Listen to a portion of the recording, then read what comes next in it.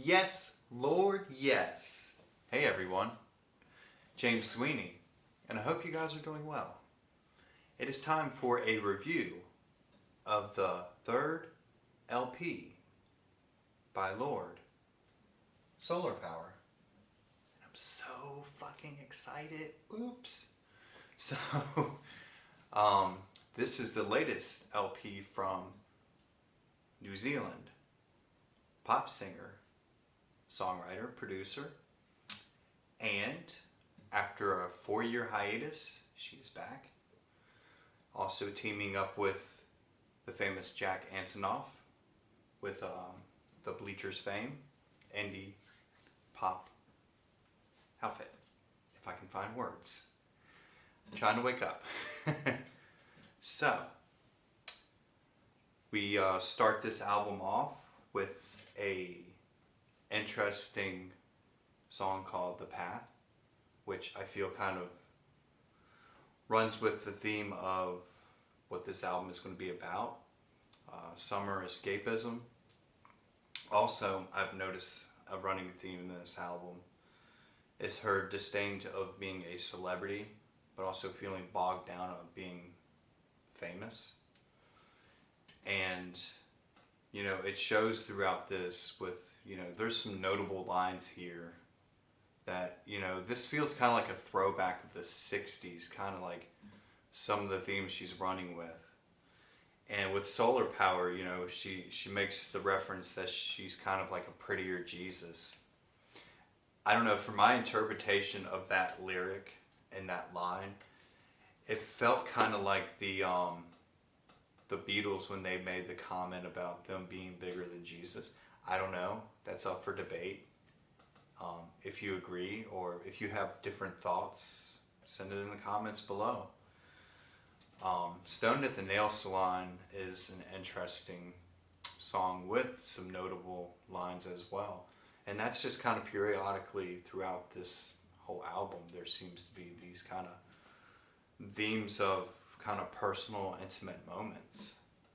And, you know, beautiful girls, they will fade like the roses. A line off Stoned at the Nail Salon, which I thought was very brilliant. And because all the music you love at 16 you'll grow out of.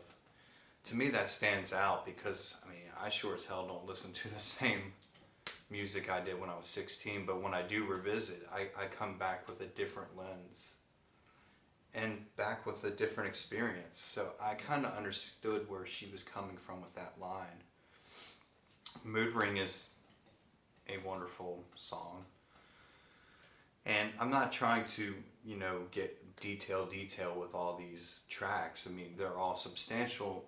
I didn't like 3. And maybe I wasn't getting it. And that was The Man with the Axe, Fallen Fruit, and California. I felt, you know, the songwriting was good on those tracks, but it kind of lost me when it felt kind of a little dull. And maybe somebody can help me with that in the comments of what you thought those 3 songs, you know, what did you think of those 3 songs? I think the best song and my favorite off the album would be Big Star, and the intimate backstory of like how she wrote that.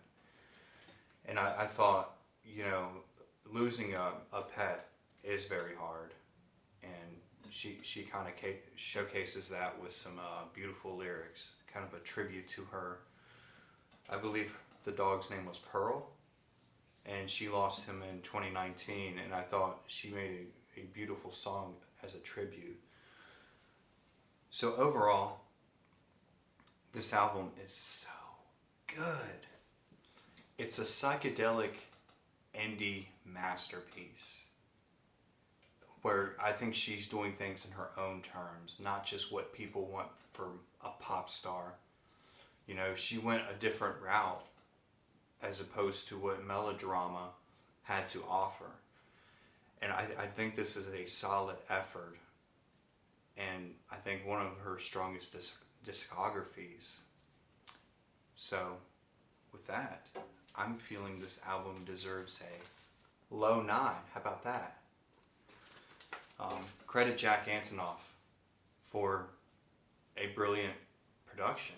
I mean, he does really good with the arrangements on productions, and he played guitar on a few tracks, maybe more on this album. And yeah, Lorde. Yes, Lord. Solar Power. If you have not checked this album out, I advise you to go check it out for yourself. It is an amazing album. And if you like it, tell me what the songs are that you liked off the album. And please please subscribe. The link is in the description box below. And ring the bell. And with that, I will see you guys soon. And thanks for watching.